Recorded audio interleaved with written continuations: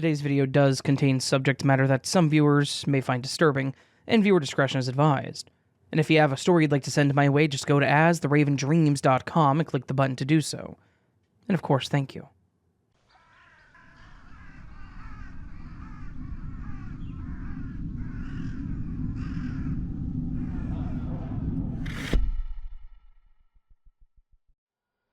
This happened back when I was 13. Since I was involved, but I wasn't the prime target here, I'm going to be using fake names for everyone's privacy. I did get permission to share this though, as I feel like it's very important for people to hear. I had been invited to a friend's 14th birthday party. We'll call him Sam. We actually used to live on the same block until the year prior when his family had moved. He was still within the same school district though, so we never lost any time. Along with me, there were probably about a dozen kids there, boys and girls, and most of them I knew and were also friends with. The party went as planned. Everyone showed up. We played for a while in the backyard because it was huge. They had one of those play sets, a tire swing, and some other things. Then we sang to Sam, had some cake and ice cream, and opened his presents. After a few party games, we again were left to our own devices for a few hours. Everything was going great. Sam enjoyed his presents. I got him a special Yu-Gi-Oh! Deck pack that came with a collector's box. He got a special foil card in it that a lot of us were pretty excited about, so that made me pretty happy all by itself. At this point, the party was dying down and some kids were being picked up. At the end, there were probably about 6 of us left, all boys, and 2 of them actually lived nearby, so they were going to be there until their parents called them home. The other 3 of us, Jack, Kyle, and I, were going to be spending the night at Sam's. After it started getting dark, the 6 of us went inside and started dueling at the kitchen table. We were getting a bit loud and rowdy, I'm sure, so Sam's parents told us we needed to quiet down. But we were young boys and were hyped up on sugar and some heated duels, so we had the genius idea to go back outside and play hide and seek. After a bit of begging, Sam's parents finally relented and let us go. They told us that we could go outside and play for an hour, but that we would have to check back in at that point. We ran out back as we shouted our okays and byes, ready to go play hide and seek. It was still the 6 of us at this point. The 2 neighbor boys, Charlie and Brent, wanted to play before they went home, and we had no problems with that. The more the merrier when it comes to hide and seek, I say. The first couple of rounds went fine, and then it was my turn to be it. I counted down, and then I started looking for everyone. Charlie wouldn't stop giggling, so I found him pretty quickly. Then I found Kyle. The way we play, though, if you could get back to the base, or where the person counted down, you win or were considered safe. So, I caught Sam going back to the base, and soon after that, Brett. I still had to find Jack. The others were standing around doing whatever while I continued looking, but I was starting to become stumped. Other than the playset that I mentioned before, their yard had a small playhouse, a few things that belonged to Sam's dad that lined the outside of the shed and was covered with the tarp, and then of course the shed itself. The shed had a lock on it, and we knew that it was off limits anyways, so I knew that he wasn't in there. The only place that I hadn't looked was in the small patch of trees behind his house. It separated their yard from the house behind them. We didn't really say it was off limits, but between the other sessions and no one hiding there, I guess we all assumed that we wouldn't. I honestly didn't have any other ideas, so I went back to the others and told them that I needed help. They all agreed, and we spread out looking over the yard again, all teasing me, saying that I gave up. When he still didn't make an appearance, we all agreed that we should search those trees then. It was darker back there, as the light on the porch and shed didn't reach that far. I think we all were trying to be brave, but I know that I was a little creeped out. To make it even worse, we still were not finding Jack. We started to address it amongst ourselves that we were concerned, but we didn't know what to do. Should we go tell his parents? Should we just continue looking? Could he have been playing some elaborate prank on us? Right as we were about to walk back to the house to tell his parents, we heard what sounded like someone whimpering or crying. And this scared us even more, but we became worried that Jack was out here. Maybe he was hurt. We started looking closer, trying to make the light work as best as we could, until I tripped over what I thought was a rock or a tree root. Until I heard the whimpering clearer. I looked over toward the tree that I had just walked by, and when my eyes had finally adjusted, I could make out a person. It was Jack. But this was not the way that we had last seen him. He had something on his head, and I realized that it sounded funny because he was actually muffled. Then as I tried to help him up, he seemed to be stuck. I again used my hand to trace down his neck, shoulders, and torso, and I felt some kind of rope. By this time, I had yelled to the others that I found him, so they came running over. I told them to help with the rope, and thankfully it seemed to be a pretty simple knot that we were able to undo. We pulled off the thing that was on his head, as well as the tape on his mouth, and the first thing he shouted was, "Run!" And we all ran behind him towards the house. I could tell in his voice that he was terrified. I was terrified too, because I didn't know why we had found him like that. He immediately ran to the living room where Sam's parents were, crying, visibly shaken, trying to explain to them what happened. I just remember him saying, "Somebody grabbed me, they tied me up and put something over my head," and that he wanted to go home. Sam's parents thought that one of us did it, and it took a few minutes before we finally convinced him. His dad then took us to the kitchen, made us a bowl of ice cream in hopes to calm us down. And his mom went to the living room and was talking on the phone. Shortly after, Jack's parents showed up and a few cops, so we had to go through everything again. I remembered this because all the rest of our parents showed up too, and I was becoming irritated. The cops questioned us all when our parents arrived, and kept making comments about how it was important for us to tell the truth, and it was okay if us boys were just playing a prank. Honestly, we should not have had to convince them so hard that it was none of us that did it. Even Jake said he was certain it was not us. But while they were talking to us, they had other officers out in the trees taking a look.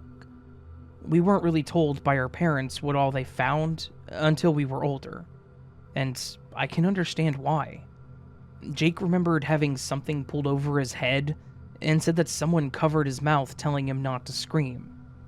Then they taped his mouth shut, tied him to the tree, and told him to count to 100.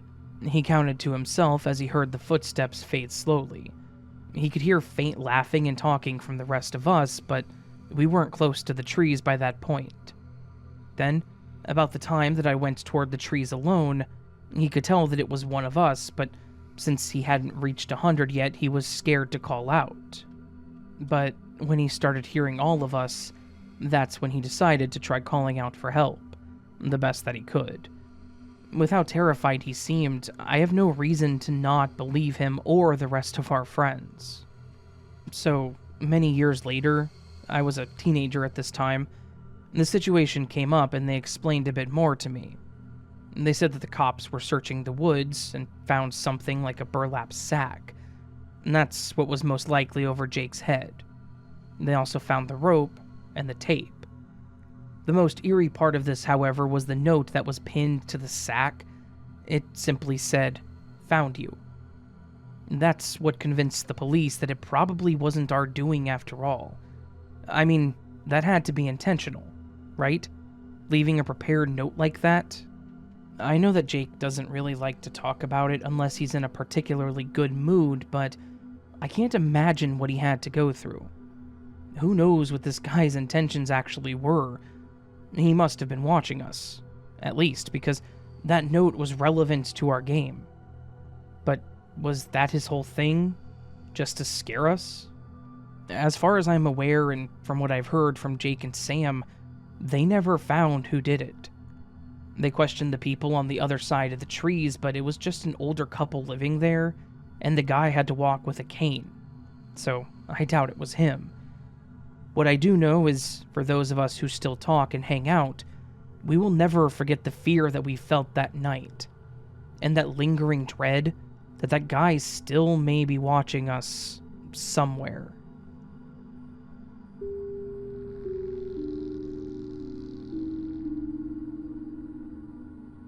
Back when I was in college, I used to do the thing that most early 20-somethings like to do. Party. Like, a lot. Pretty much every weekend or week off from class. I was always at a party somewhere in the nearby town. Yes, it was a very dumb way to live, but I was all about having a good time and trying to get the most out of life that I could. I've definitely gotten past this part of my life, and the story is actually part of the reason that I stopped partying. Mostly because it kind of messed me up mentally.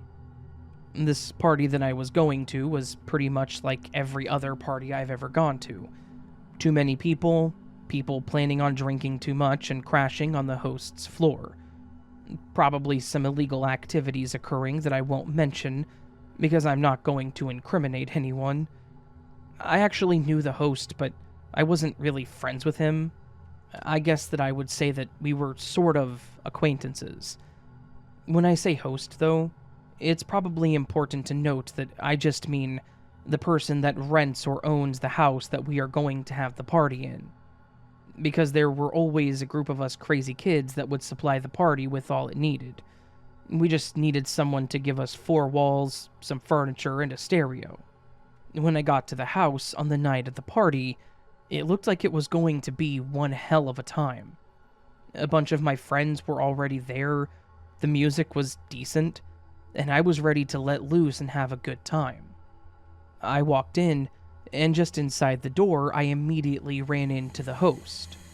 We're gonna call him Robin for the story, and I went in for a handshake to thank him for letting us use his house, and to tell him how awesome he was.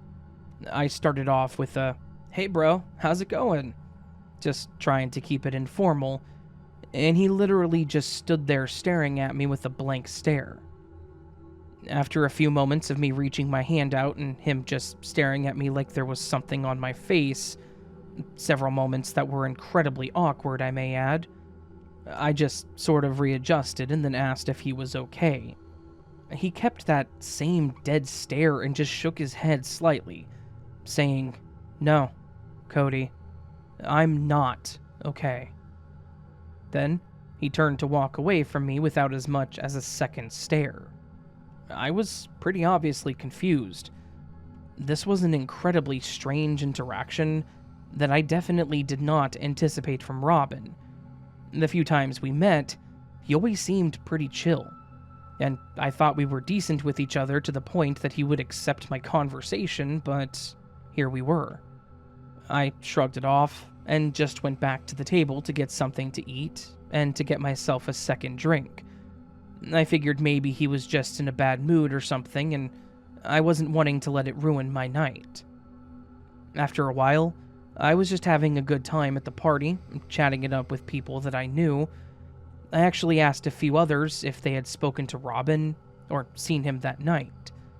Everyone else mentioned that he gave them that same cold shoulder, but they said that they just assumed he was having second thoughts about hosting the party.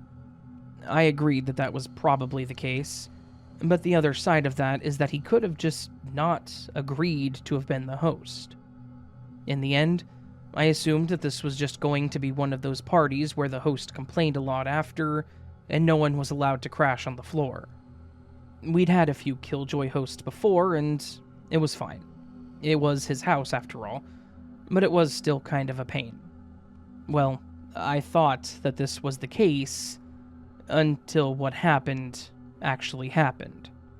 And this was about 2 hours into the whole party. Everyone was sufficiently loosened up, probably a bit too loosened up to be honest. We were all doing what we did, when we heard what sounded like somebody screaming from a closed room off the hallway. It was incoherent at first, but after a few minutes of it, I walked over to hit the pause button on the stereo to pause the music and see what the hell was going on. As soon as I paused the music, the door swung open, and out came Robin. He looked seriously mad. Like, he had an absolute scowl on his face, looking like he was about to beat the hell out of somebody. We all kind of backed off from him as he walked out of the hallways and into the main area, mostly because I think that none of us wanted to be the person he took his anger out on. He then stopped in the center of the living room, all of us surrounding him, and staring at him, of course. And then he asked, "Who the hell turned the music off?"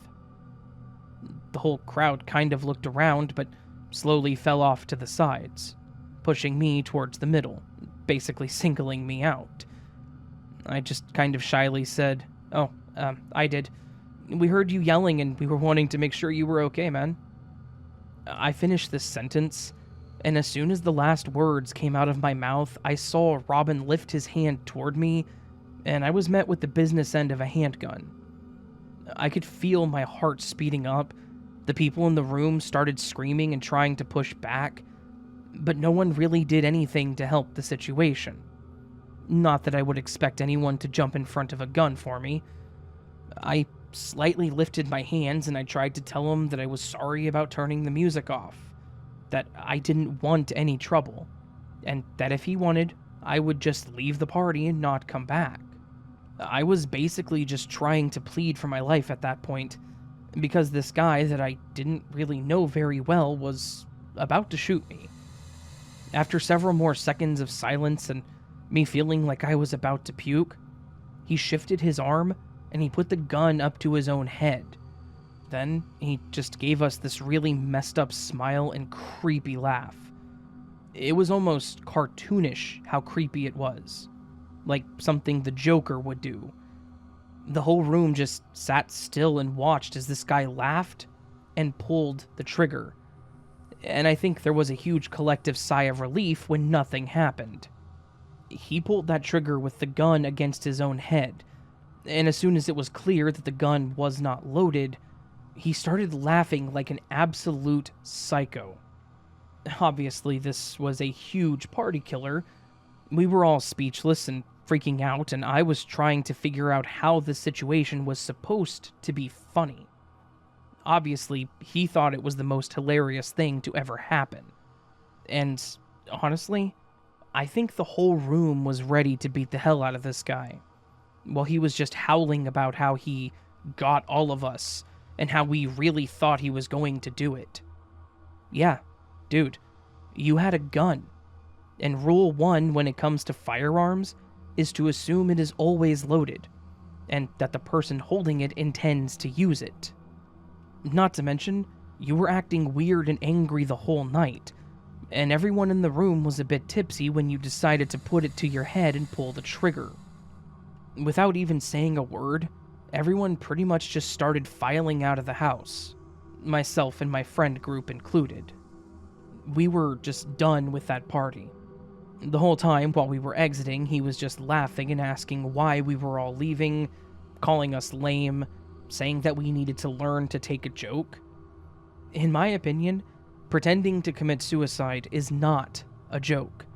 Threatening somebody else with a gun, loaded or not, is not a joke. Nothing that he did was funny, and I was seriously scared for my life. Like I mentioned, this was actually one of the last parties that I went to. Most of us pulled away from the party scene and just started doing hangout nights, where a few of us would meet up and do whatever. But there weren't any more big parties for that year. So, I guess I should just say thanks to Robin for getting me away from the party scene, because he definitely did that. I hope that he and I never meet again, because I will probably kick his ass if we do. And yes, I am still very much holding on to this grudge.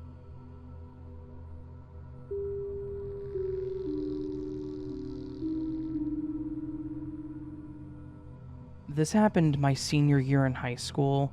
My birthday is in May, and I usually have some pretty big parties with my friends. However, since we were going to be graduating that year, I told my parents I wanted to have a graduation/birthday party all together. While I did have a lot of friends, I definitely wasn't in the popular clique, and I definitely didn't like having all the attention on me.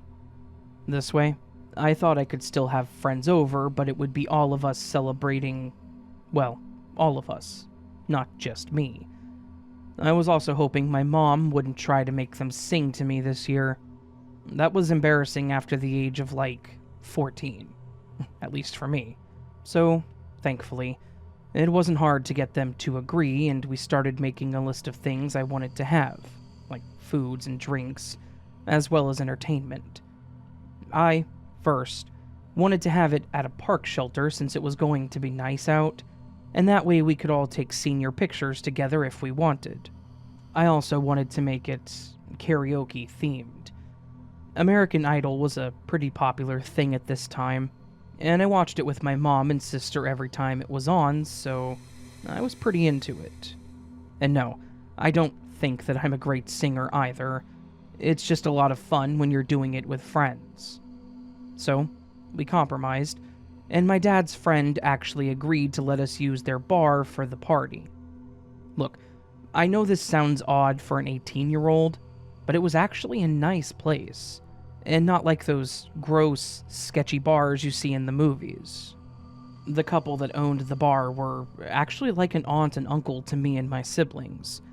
We'd been there during the day before and hung out in the back room if there was an emergency, and they were the only ones available to watch us. That was many years ago, of course, before I was older enough to babysit. Anyways, this was our plan. We would get the whole bar for the day, and then he would still be able to get his normal business at night. I thought it was a great idea and was really excited for it. My mom was still adamant on handing out invitations since it was going to be somewhere other than our house, and the RSVPs would make things easier, so I agreed. I handed them out to my friends, some acquaintances that I was getting to know already, and then I decided to be brave. I decided I would try inviting my crush to see if he would actually show up, and if not, at least we were graduating soon and I would just never see him again. I had a few classes with him, so as one of the classes ended, I walked by and laid the invitation on his desk and walked even faster out of the room. I had to take some time to regain my composure after that, but then I just hoped for the best.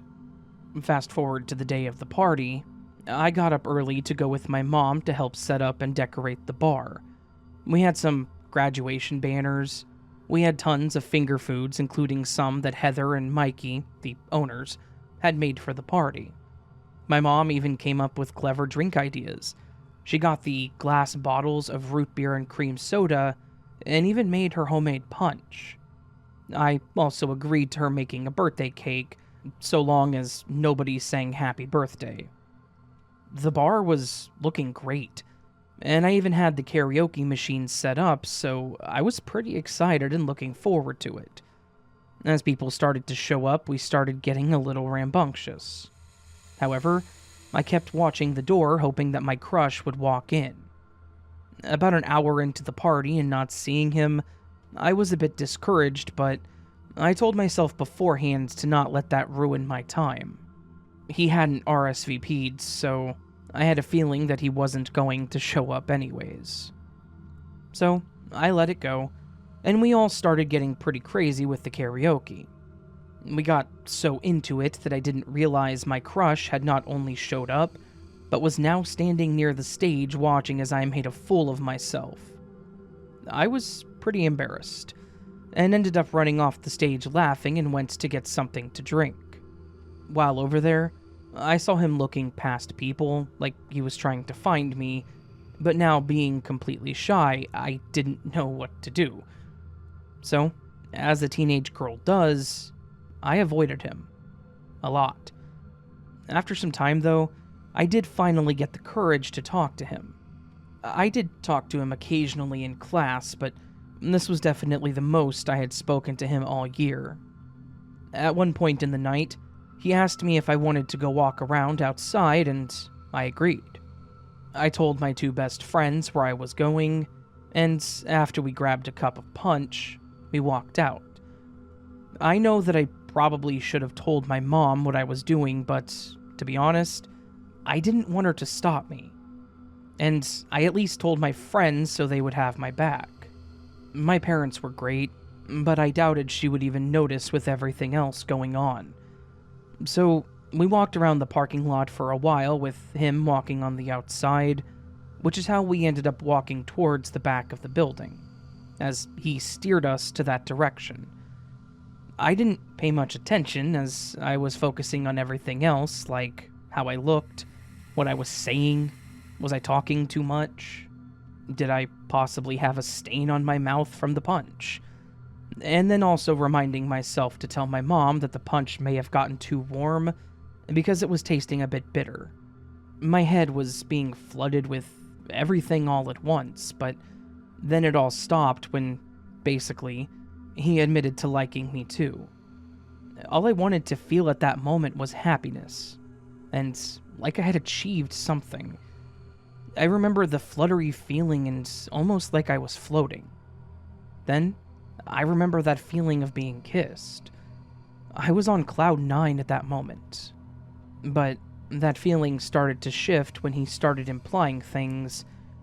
I don't want to be too graphic here, but I'll just say that there was some groping, some explicit offers or demands that he was making, and I was finding myself overwhelmed and dizzy. I tried telling him no, but I found that I seemed to be fighting myself more than anything. My arms felt heavy, and I felt like I was going to pass out right there where I stood. I tried to just zone out and leave my body for that moment until I started hearing my name. I recognized the voice as my dad's. And again, I wanted to call out to him, but I also just kind of wanted to sleep. After that, my consciousness continued to go in and out. I remember feeling like time had slowed down, yet I couldn't keep up with anything. Unfortunately, I don't remember anything else until I was fully awake in the hospital later that night. My parents were there, and they started asking me how I was feeling and what had happened when I left the bar. After a lot of talking and repeating myself, we pieced together the whole event. I had already had a cup of punch, and before we walked out, my crush offered to go and refill both the cups. Then we left. And that's when I mentioned to them that it tasted funny. They already had a feeling about what had happened. Or at least the doctors and the nurse did. They called the cops and reported a potential drugging. Police arrived at my crashed party site, took samples of the food and drinks, and to our horror, they found some traces of something in my cup. I did tell my parents how I ended up outside, and my crush didn't get far. There was a small cluster of trees behind the bar, separating it from the highway. They found him trying to hide out in the trees. However, he kept up with his claim that he didn't do anything to the drinks.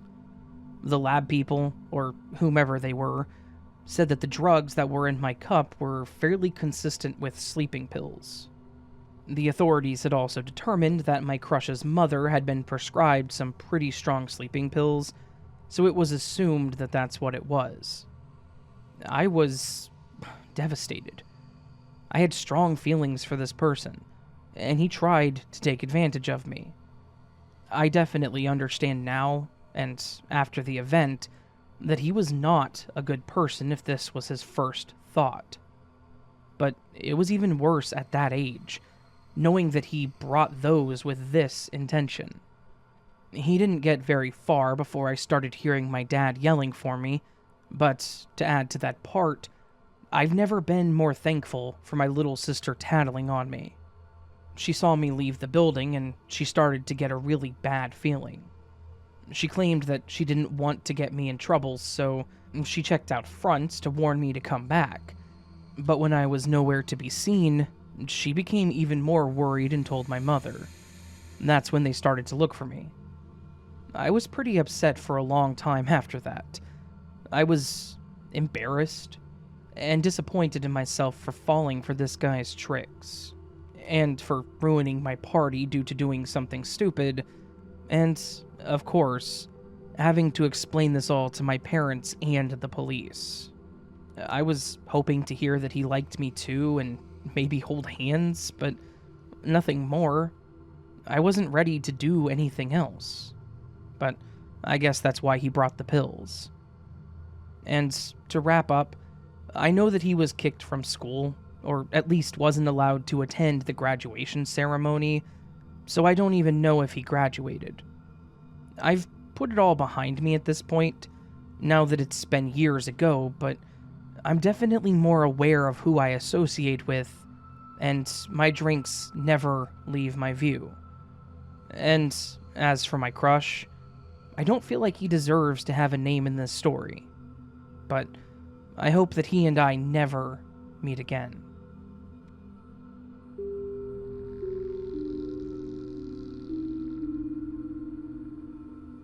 This was a few years ago when this happened, but I thought it would be a good story to get out there. I'd gone to a party with a few of my friends and thought that it was going to be a good time, when it actually turned out to be pretty horrifying. I'm gonna be honest, I'm not the best storyteller, and I'm not really sure where to begin with actually telling the story, because it's one of those terrible events that was pretty messed up, and it affected a few people.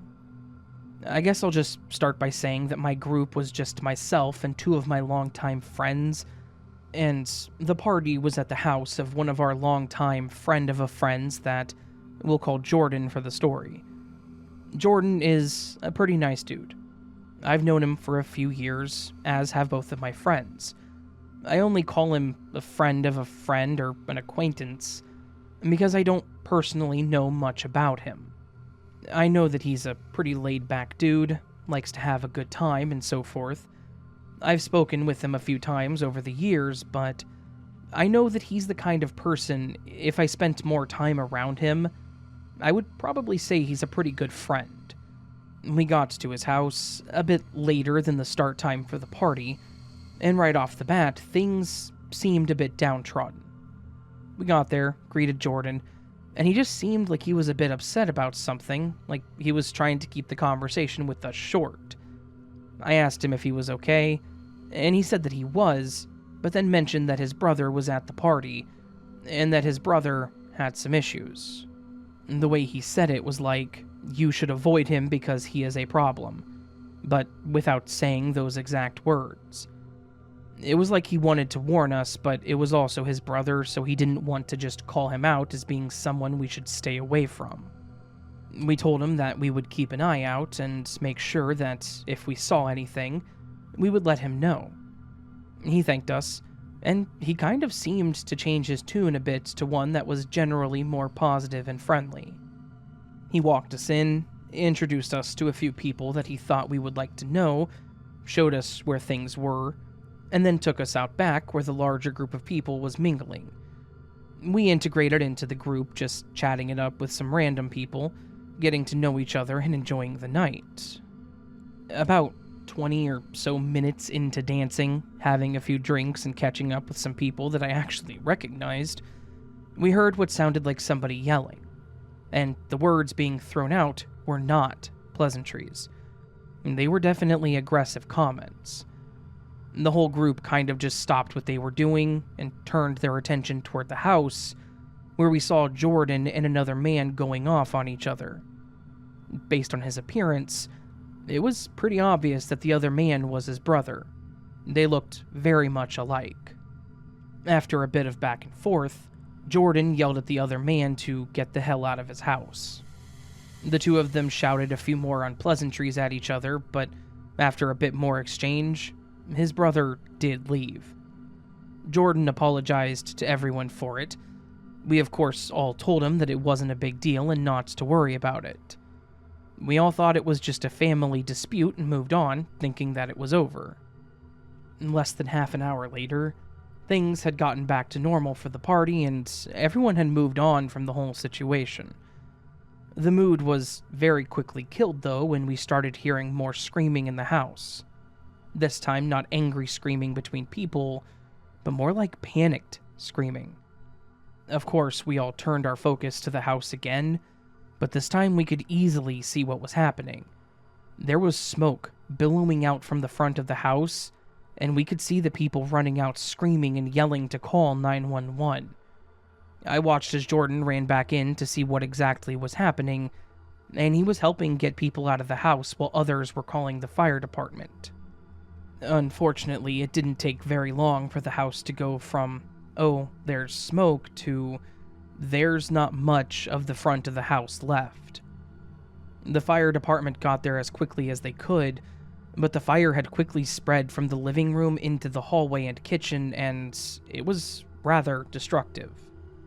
To make a long story a bit shorter, they determined that the fire was set by what appeared to be a Molotov.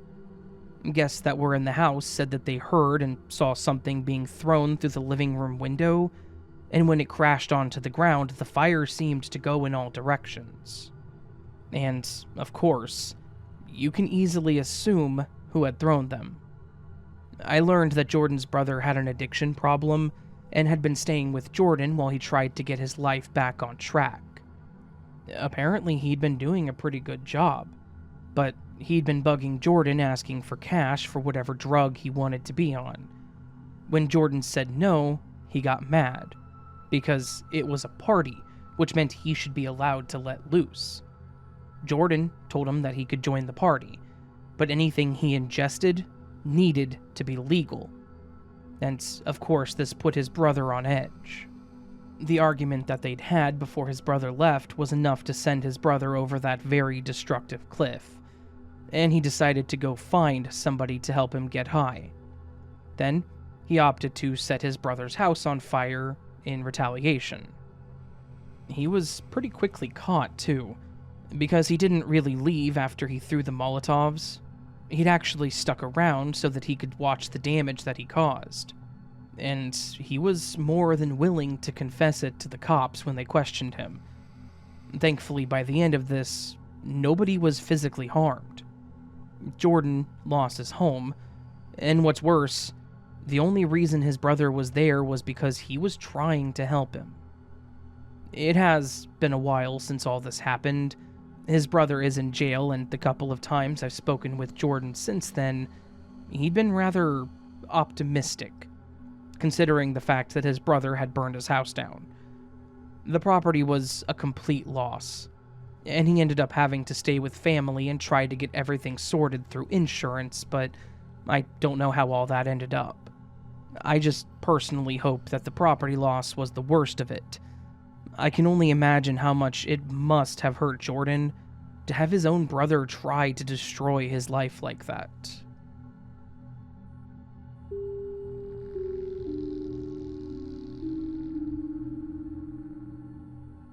I went to a lot of parties in my 20s, so when a friend invited me to another friend's party, there was no part of me that would have said no.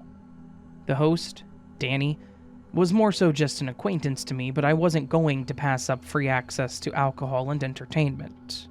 The party was supposed to be at Danny's great aunt's house, as he claimed he was house sitting and he wanted to take full advantage of it.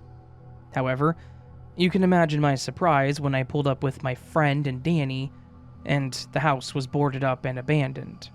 I asked them if that was the right place, and he said yes. He then explained that his great-aunt had recently passed away, and that she had been living in a care facility and no one kept up with her house, so it just sat empty. He said since it was still in the family, he thought it would be a good idea to use it for parties. But what kind of party can 3 guys have in an abandoned house? I know that none of us had brought any refreshments. I'm sure that they noticed I had a soured or disappointed look on my face and tried getting me to loosen up, saying that more people were on their way. Shortly after, we did have a few more people arrive. There was another car with 3 girls in it, one of which I knew from high school actually, and then a truck with another friend of mine and his girl, and a guy in the bed. The others got out carrying a couple cases of beer and cups, and we all walked up to the door where Danny was. Then, we watched as he went behind one of the bushes near the door, heard what sounded like metal on metal scraping, and then he came back out with a key. He then went, unlocked the door, and had to slam it with his shoulder because it appeared to be jammed. And then we were all waved in. The house, however, was in better condition than expected. It was still fully furnished, at least for the most part. It makes sense now as to why Danny had lugged some old stereo with us. That way we weren't sitting in silence and darkness. The lights didn't work either, so the girls had brought a bunch of candles and flashlights. Despite the location and lack of details that I was given, the party was actually pretty fun, and we all had a good time. We listened to music and drank. Someone brought a deck of cards and Twister, and it was hella funny watching the girls drunkenly try to determine which hand was left versus right. At one point, everyone kind of started to wind down while a few were trying to make a house out of cards. I got bored and decided to just walk around the property inside and to check it out. Yeah, I may have been a little nosy, but it's not like I was a thief or anything. I legitimately just liked exploring new places. So, as I walked around outside, I noticed where part of the house jutted out to the right. It caught my attention because it wasn't big enough to be a garage. But I didn't remember anything being on that side other than a closet and a bathroom. Not to mention the part that went out was all connected, and the bathroom and closet were not.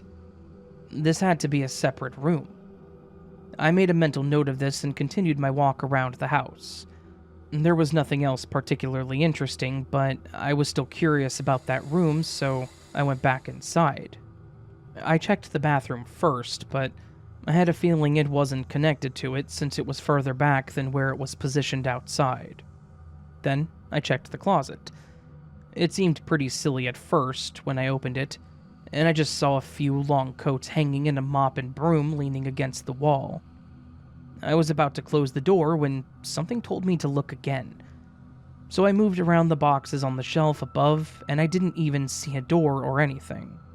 But then I pushed the hanging coats as far against the wall as I could. And then I pulled out my phone and started looking at the rear wall. I knocked on it, and wouldn't you know it, it sounded hollow. Like there was nothing behind it. Then I traced around the edges and could feel a slight dip in the wall. It was like someone had plastered and painted over a door. While I was doing this, Danny scared me by coming up behind me and asking what I was doing. I explained what I had seen outside and what I just noticed in this closet, and he was just as surprised as I was. I moved out of the way and he went and examined it too and came out scratching his head. He said that he had only been here on occasion, but it was when he was a lot younger, so he never really realized it until now. Before I could ask him what we should do, he walked away into the kitchen, and then came back with one of those meat tenderizers and a butter knife. I grabbed a flashlight and held it for him as he chopped away at this closet wall. It, of course, started getting the attention of the others, and we all joked about what we were going to find. Danny finally got a good portion around so he could pull the rest down with his hands. And behind the wall was a very small door, with a very antique-looking doorknob. And, of course, it was locked. Danny tried to just break it, but the angle wasn't right for it. When I say this door was small, I mean it was about half the height of the closet, which we were already having to lean over a bit to stand in. But what other option did we have? We were all about to start looking for another key, but Danny, again, just started smashing the knob with the tenderizer, and soon enough it broke off. There was nothing really holding the door closed after that, so when he broke it, it slowly creaked open an inch or two. We were all hesitant to go in, but Danny finally got on his knees and crawled through. I followed him as well as others, but most of the girls stayed behind. This room was not something I would expect to see in the home of an old little lady. And this looked like some kind of sacrificial room. There was a large circle with symbols around it, painted on the floor in red. The circle was then outlined with candles, and they had all been burned and melted nearly to the floor. The walls were covered in writings in black and red. Some of it looked like scriptures. Others I didn't recognize, and just seemed to be gibberish. There was a single wooden chair in the corner of the room facing the corner, but otherwise, there was nothing else there. Well, except for one other thing. There was a single photo of a young woman. The photo had clearly been ripped or torn, so that only this woman was in it. But it was clear that she was looking at someone else to her left, and she looked very happy. Based on the color of the photo and how she was dressed, I would have to guess that it was taken in the 40s. Danny said he had no idea who this woman was, and I had no reason not to believe him. He said his great-aunt was blonde, and this person clearly had dark hair, so it wasn't her. Then, we all started getting that uneasy feeling. The mood had started to shift as we all started to see what this room was for, and Danny looked just as confused. He started swearing how he had no idea this was here or why anyone would do this. He said his great-aunt was super religious, and didn't, or couldn't maybe, believe that this could have been done by her. Then the room started to get really cold. I didn't mention this earlier, but this was in the early summer. It was already getting pretty warm, and there was no AC in this house either. So to have a random cold chill was kind of eerie. The girls quickly left the room at that point, and I was about ready to follow, but I waited to see what they did. As we stood around waiting to see what Danny wanted to do, we heard one of the girls yelp, so we all left that room. We went out, and one of the girls said that it felt like someone slightly grabbed her ponytail and tugged on it, which freaked her out. After that, there was no way to calm them down, and the three that had arrived together and the other girl all got in their car and refused to come out. I could tell that Danny was pretty freaked out too, but just didn't want to admit it. So he suggested that we leave too if the girls were all going. We packed up all of our stuff and left, and the ride back was pretty silent. No one really said much, and I didn't know what to say, to be honest. We kind of just went about our life after that. Nothing creepy happened, no one was cursed or anything, but I even started hanging out with Danny more. We were both at a different party together months later, and something had come up that actually reminded me of it. I ended up asking him if he ever found out who that person was, or anything about the room. He seemed like he didn't really want to talk about it, but he did tell me that he asked his mom about the woman in the photo, and she basically interrogated him on where he found it, and then told him to never bring it up again around certain people.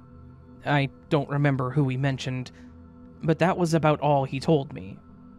I don't know if he really found out more or if that's all he knew, but he definitely seemed uncomfortable talking about it. So I never brought it up again. If I was alone, I would have taken pictures to share with you all because it was really creepy. But I didn't, mostly out of respect for Danny, since I hardly knew him at the time. Based on his reaction to it all, I'm pretty sure something bad happened there, and his family may be keeping a dark little secret.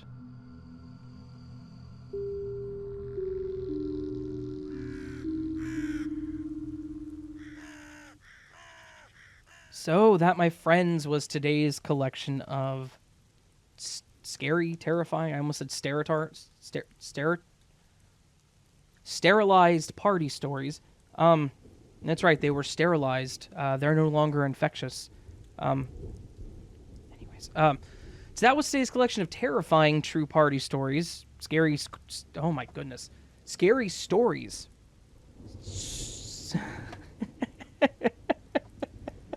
Oh man, I should really pause and redo this outro, but I don't want to. Scary stories based around parties. Scary stories where parties are the central idea, centralizing parties. Why was this so hard to say? Yeah, I was not much of a partier in my 20s. I'm still not much of a partier now.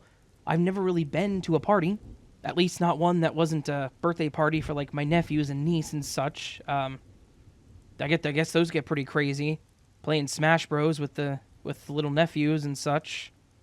Yeah, super crazy, right? I'm quite the I'm living it up. Let's just say that. Anyways, good stories, terrifying stories, creepy stuff to happen. Would not want to be in any of these situations, like ever. Would not want to be in these situations. And sorry for those that did have to go through it. Thank you for submitting your stories or letting me use your stories from wherever I got it from. Huge appreciation for that. I'm gonna try to move on here because I can't talk apparently, unless it's written down, in which case I can read it. Okay. Anyways, hopefully you all enjoyed these stories. If you did, please do hit that thumbs up button. If you're new to the channel and liked what you heard, please consider subscribing, as it does help the channel tremendously. If you would like to hear more like this, please do go down below and leave a comment letting me know your thoughts, which story you liked the most, which story you didn't like, how you're doing, the weather, what's for dinner, what's for breakfast, your choice. However you want to comment, just if you choose to do so, thank you. All that said, friends, I hope you're having a beautiful day and a beautiful weekend. I hope I do see you on the next video, but with that said, remember, you are loved, you are valid, you are important, you're the best you that you can be. And until next time, my friends, much love, and sleep well.